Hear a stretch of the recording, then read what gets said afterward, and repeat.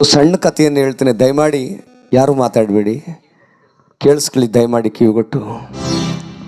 ಇವತ್ತು ತಂದೆ ತಾಯಿಗಳನ್ನು ನಾವು ಎಷ್ಟೊಂದು ಕೀಳಾಗಿ ಕಾಣ್ತಾ ಇದ್ದೇವೆ ಅಂದರೆ, ಎಲ್ಲಾದರೂ ಹೊರಗಡೆ ಹೋಗುವಾಗ ಅಪ್ಪವನ್ನು ಕರ್ಕೊಂಡು ಹೋಗೋದಿಲ್ಲ ನಾವು, ಗಂಡ ಹೆಂಡ್ತಿ ಒಯ್ತೀವಿ, ಇಲ್ಲಾಂದರೆ ಫ್ರೆಂಡ್ಸ್ಗಳ ಜೊತೆಲಿ ಹೊರಟೋಯ್ತೀವಿ. ತಂದೆ ತಾಯಿಗಳನ್ನು ಏನಾದರೂ ಅಪ್ಪ ನಾನು ಬರ್ತೀನಿ ಕರ್ಕೊಂಡು ಹೋಗೋ, ಅಲ್ಲಿ ನೆರವಿ ಅದೇ, ತಿಥಿ ಅದೇ, ಇಲ್ಲ ಒಂದು ಊಟ ಅದೇ, ಅಥವಾ ಹೋಟ್ಲಿಗೆ ಎಲ್ಲಾರ ಕರ್ಕೊಂಡು ಹೋಗೋಂಥ ಅಪ್ಪ ಅಂದ್ರೆ ಏನಂತೀವಿ ನಾವು? ನಿನ್ಗೇನು ಮಾಡೋ ಕೆಲಸ ಇಲ್ವಾ, ನೀನು ಅಲ್ಲಿ ಬಂದು ಏನು ಮಾಡಿ ಇಲ್ಲೇ ರಾಗಿ ಮುದ್ದೆ ಉಣ್ಕೊಂಡು ಸಾಕಾಗಲ್ವಾ ಅಂತ ಮಕ್ಕಳು ತಂದೆಗೆ ಅದರ್ಸಿ ಕುಂಡ್ರಿಸ್ಬಿಡ್ತೀವಿ, ಕುಂಡ್ರಿಸ್ಬಿಡ್ತೀವಿ. ನಾವು ಮಾತ್ರ ಹೋಗಿ ಬೇಕಾದನ್ನು ತಿನ್ಕೊಂಡು ಬರ್ತೀವಿ, ನೋಡ್ಕೊಂಡು ಬರ್ತೀವಿ. ಆದರೆ ಆ ಮುದಿ ಜೀವಗಳಿಗೂ ಕೂಡ ಒಂದು ಸಣ್ಣ ಆಸೆ ಇರುತ್ತೆ ಅನ್ನೋದನ್ನು ಯಾವುದೇ ಕಾರಣಕ್ಕೂ ಮರಿಬೇಡಿ. ಒಂದು ಸಣ್ಣ ಪುಟಾಣಿ ಕತೆ, ಕಣ್ಣು ಮುಚ್ಕೊಂಡು ಕೇಳಿಸ್ಕೊಳ್ಳಿಬೇಕಾದ್ರೆ ನಿಮ್ಮ ಕಣ್ಣಾಲಿಗಳಲ್ಲಿ ನೀರು ಬರ್ಬೋದೇನೋ. ಒಂದು ಹುಡುಗ ತಂದೆ ತಾಯಿಗಳನ್ನು ಹೋಟೆಲ್ ಕರ್ಕೊಂಡು ಹೋಗಿದ್ದ.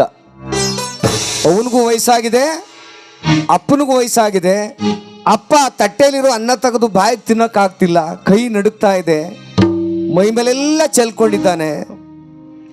ತನ್ನ ತಾಯಿ ಅವಳು ಕೂಡ ಸರಿಯಾಗಿ ತಿನ್ನೋಕ್ಕಾಗ್ತಿಲ್ಲ, ಆ ದೋಸೆ ತಿನ್ನುವಾಗ ಚಟ್ನಿ ಎಲ್ಲ ಬಾಯಿಗೆಲ್ಲ ಅಂಟ್ಕೊಂಡಿದೆ, ಸೀರೆ ಸೆರಗ ಮೇಲೆಲ್ಲ ಬಿದ್ದೋಗಿದೆ. ಮಗ ನಿರ್ಲಿಪ್ತವಾಗಿ ತಂದೆ ತಾಯಿಗಳಿಗೆ ಆ ಟಿಶ್ಯೂ ಪೇಪರ್ ತಗೊಂಡು ಅವ್ರ ಬಾಯಿಯನ್ನು ಒರೆಸಿ ಊಟ ಮಾಡಿಸ್ತಾ ಇದ್ದ. ಅಲ್ಲಿರೋ ಹೋಟ್ಲಲ್ಲಿ ಕೂತಿದ್ದವರೆಲ್ಲ ಈ ಹುಡುಗನ್ನ, ಆ ತಂದೆ ತಾಯಿಗಳನ್ನ, ಮುದುಕಿರನ್ನ ಅಸಹ್ಯದ ಭಾವದಲ್ಲಿ ನೋಡ್ತಾ ಇದ್ರು. ಏನು ಇವನಿಗೆ, ಅವರೆಲ್ಲ ಇನ್ನು ಚೆಲ್ಕತ್ತ, ಅವ್ರು ಯಾಕೆ ಕರ್ಕೊಬರ್ಬೇಕು, ಅವ್ರಿಗೆ ವಯಸ್ಸಾಗಿದೆ, ಮನೇಲಿ ಬಿದ್ದಿದ್ರೆ ಆಗಲ್ವಾ ಅಂತ ಆ ಹೋಟ್ಲಲ್ಲಿದ್ದಂಥ ಜನಗಳ ಭಾವನೆ. ಆದರೆ ಈ ಹುಡುಗ ಯಾವುದಕ್ಕೂ ತಲೆ ಕೆಡಿಸ್ಕೊಳ್ಳಿಲ್ಲ, ಹೊಟ್ಟೆ ತುಂಬ ಊಟ ಮಾಡಿಸ್ತಾ ಯಾರಿಗೆ, ತಾಯಿ ತಂದೆರಿಗಿಬ್ರಿಗೂ ಆ ವಾಶ್ರೂಮಿಗೆ ಕರ್ಕೊಂಡೋಗಿ ಅವ್ರ ಅಪ್ಪನಿಗೆ ಅವನ ತನ್ನ ಖರ್ಚೀಪ್ನಲ್ಲೇ ಆ ನೀರು ಗಜ್ಜಿ ಮುಖ ಎಲ್ಲನೂ ಒರೆಸ್ತಾ, ಕೈಯೆಲ್ಲನೂ ತೊಳ್ಕೊಟ್ಟ, ಅವನಿಗೆ ಅಂಗಿಗೆಲ್ಲ ಆಗಿತ್ತಲ್ಲ ಎಲ್ಲನೂ ಒರೆಸ್ದ. ಆ ತಾಯಿ ತಂದೆನ ಹೊರಗಡೆ ಕರ್ಕೊಬಂದು ಆ ಬಿಲ್ ಎಷ್ಟಾಗಿತ್ತಪ್ಪ ಅಂದ. ಹಿಂಗೆ 150-200 ರೂಪಾಯಿ ಆಗಿದೆ ಅಂದ ಬಿಲ್ಲು. ಆ ಬಿಲ್ ಕೊಟ್ಬಿಟ್ಟು ಆ ಹುಡುಗ ಮೆಟ್ಲಿಲ್ದು ಹೋಗ್ತಾ ಇದ್ದ. ಕೇಳಿಸ್ಕೊಳ್ಳಿ ದಯಮಾಡಿ. ಆಗ ಯಾರೋ ಒಬ್ಬ ಮುದುಕ ಓಡೋಡಿ ಹೋಗಿ ಆ ಹುಡುಗನ ಕೈ ಹಿಡ್ಕೊಂಡಂತೆ, ಮಗನೇ ಈ ಹೋಟ್ಲಿಗೆ ಬಂದಲ್ಲ, ಏನೋ ಬಿಟ್ಬಿಟ್ಟು ಹೋಗ್ತಾ ಇದೆಯಲ್ಲಪ್ಪ, ಎಲ್ಲ ತಗೊಂಡಿದ್ಯಾ ನೀನು ಅಂತ ಕೇಳಿದ್ನಂತೆ. ಅದಕ್ಕೆ ಆ ಹುಡುಗ, ಇಲ್ಲ ಸ್ವಾಮಿ, ನಾನೇನು ತಂದಿಲ್ಲ ಇಲ್ಲಿಗೆ, ನನ್ನ ತಂದೆ ತಾಯಿ ಕರ್ಕೊಂಬಂದೆ ಊಟ ಮಾಡಿಸ್ದೆ, ಬಿಲ್ ಕೊಟ್ಟೆ ಹೋಗ್ತಾ ಇದೆ. ಇಲ್ಲ ಕಣಪ್ಪ, ಏನೋ ಬಿಟ್ಟಿದ್ದೀಯ ನೀನು.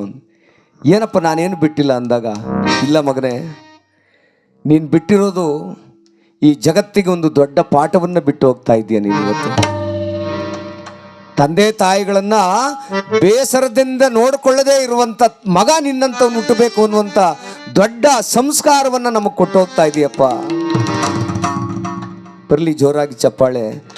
ನನ್ನ ಮಕ್ಕಳು ಇದ್ದಾರೆ, ಹೋಟೆಲ್ಗೆ, ಸಿನಿಮಾಗೆ, ಪಾರ್ಕ್ ಕರ್ಕೊಂಡು ಹೋಗು ಅಂದರೆ ನಿನಗೆ ವಯಸ್ಸಾಗಿದೆ, ನನ್ನ ಫ್ರೆಂಡ್ಸ್ ಜೊತೆಲಿ ನಿನಗೆ ಅಪ್ಪ ಅಂತ ಹೇಳ್ಕೊಳಕ್ಕೆ ನಾಚಿಕೆ ಆಗುತ್ತಪ್ಪ, ನೀನು ಅದು ಇದು ಮಾತಾಡ್ಬಿಡ್ತೀಯಾ, ನೀನು ಸರಿ ಇಲ್ಲ, ನೀನು ಸುಮ್ಮನಿರುವಂಥ ಮನೇಲಿ ಕೂರಿಸ್ತಾ ಇದ್ರು.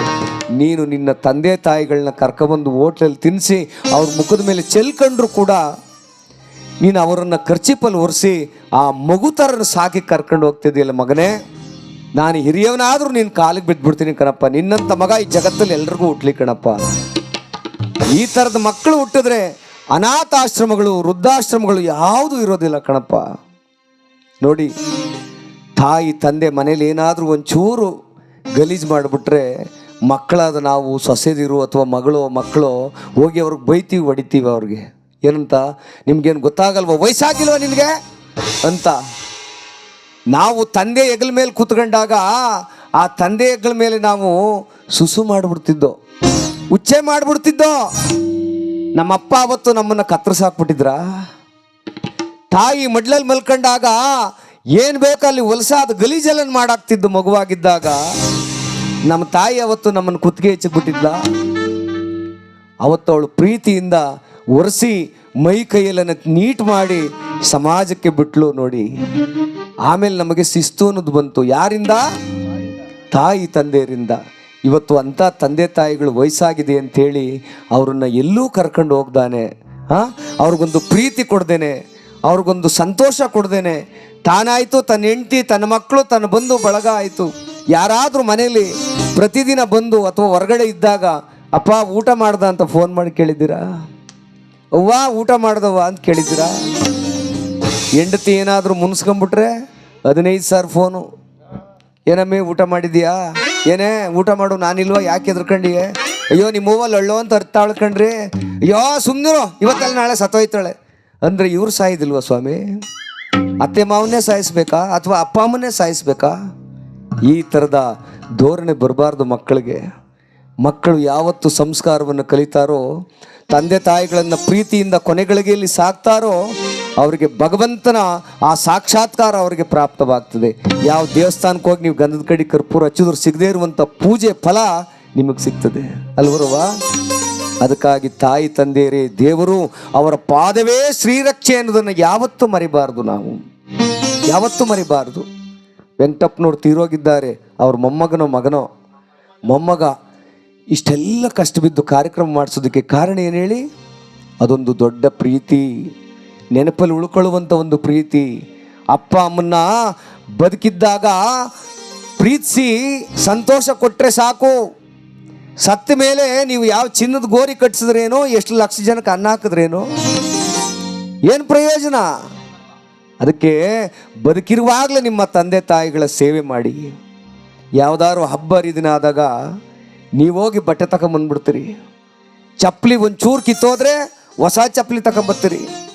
ಆದ್ರೆ ನಮ್ಮ ಅಪ್ಪ ನಮ್ಮವ್ವ ಬರಿಗಾಲಲ್ಲಿ ತಿರುಗಾಡ್ತಾ ಇರ್ತಾರೆ. ನಾವು ಒಂದಿನ ನೋಡೋದಿಲ್ಲ. ಯಾರಾದರೂ ಸ್ನೇಹಿತರು ಎಣ್ಣೆ ಕೊಡಿಸ್ಲಾ ಅಂದೇಟಿಗೆ 500 ರೂಪಾಯಿ ತಗೊಂಡೋಗಿ ಕೊಟ್ಬಿಡ್ತೀವಿ, ಕುಡಿಲಾ ನಿನಗಲ್ದೆ ಇನ್ನೇನು ಅಂತ. ಬರೀ 200 ರೂಪಾಯಿ ಕೊಟ್ಟು ನಮ್ಮ ಅಪ್ಪನಿಗೊಂದು ಜೊತೆ ಚಪ್ಪಲಿ ತಂದು ಕೊಟ್ಬಿಟ್ಟಿದ್ರೆ ಅವನು ಎಷ್ಟು ಸಂತೋಷ ಪಡ್ತಿದ್ದ. ಊಟದಬ್ಬ ನಾವು ಮಾಡ್ಕೊಳ್ಳೋದಲ್ಲ, ತಂದೆ ತಾಯಿಗಳಿಗೆ ಮಾಡಬೇಕು. ಆ ಬರ್ತ್ಡೇನ ಅವ್ರಿಗೆ ಮಾಡಬೇಕು. ಯಾಕೆ ಹೇಳಿ? ಸಾವಿನ ಮನೆಯ ಬಾಗಿಲಿಗೆ ಹೋಗಿ ಬಂದವರು ಅವರು. ಸಾವಿನ ಹತ್ರಕ್ಕೆ ಹೋಗಿ ಬಂದಿರ್ತಾಳೆ ತಾಯಿ, ನನ್ನ ಮಗನಿಗೆ ಒಳ್ಳೇದಾಗಲಿ ಕಣಪ್ಪ ಅಂತಾಳೆ. ಹಾಗಾಗಿ ಆ ತಾಯಿ ತಂದೆಯರ ಸೇವೆ ಅನುಗಾಲ ಅನವರತ ಅವಿರತವಾಗಿ ಮಾಡಿದ್ರೆ ಮಾತ್ರ ಈ ಮನುಷ್ಯರಾಗಿ ಜನ್ಮ ತಾಳಿದಕ್ಕೂ ಸಾರ್ಥಕ. ಪ್ರಾಣಿಗಳಲ್ಲಿ ಆ ಕರು ತಾಯಿ ನಿರಳನ್ನು ಬಿಟ್ಟೆಲ್ಲೂ ಹೋಗುವುದಿಲ್ಲ. ಆ ತಾಯಿ ಆ ಮಕ್ಕಳನ್ನು ರೆಕ್ಕೆ ಬಲಿಯುವವರೆಗೆ ಅಥವಾ ಅದರ ಶಕ್ತಿ ಬರುವವರೆಗೆ ಅದನ್ನು ಬಿಟ್ಟು ಎಲ್ಲೂ ಹೋಗೋದಿಲ್ಲ. ಆದರೆ ಮಕ್ಕಳಾದ ನಾವು ಏನು ಮಾಡ್ತೀವಿ? ಮದುವೆ ಆಯ್ತಿದ್ದಂಗೆ ಅಪ್ಪ ಅವನು ಸವಾಸನೆ ಬೇಡ, ಅಥವಾ ದೊಡ್ಡ ಕೆಲಸ ಸಿಗ್ತಿದ್ದಂಗೆ ಸಿಟಿಲಿ ಸೇರ್ಕೊಳ್ಳೋದು, ಹಳ್ಳಿಗೆ ಬರೋದೇ ಬೇಡ, ಅವ್ರು ತಿಂದ್ರೋ ಉಂಡ್ರೋ ಏನೂ ನೋಡೋದಿಲ್ಲ. ಈ ಸ್ಥಿತಿ ಬರೋದು ಬೇಡ. ಎಲ್ಲ ಯುವಕರಲ್ಲೂ ಇಂಥ ಜಗದೀಶಣ್ಣನಂತ ಒಬ್ಬ ಮಗ ಪ್ರತಿಯೊಬ್ಬರಿಗೂ ಹುಟ್ಟಲಿ, ಅವರ ಪ್ರೀತಿ ಎಲ್ಲರಿಗೂ ಸಿಗುವಂತಾಗಲಿ ಎಂಬುದಾಗಿ ಆ ಭಗವಂತನಲ್ಲಿ ಕೇಳೋಣ. ಎತ್ತ ತಾಯಿ ತಂದೆಯರ ಪಾದಕ್ಕೆ ಗೋವಿಂದ.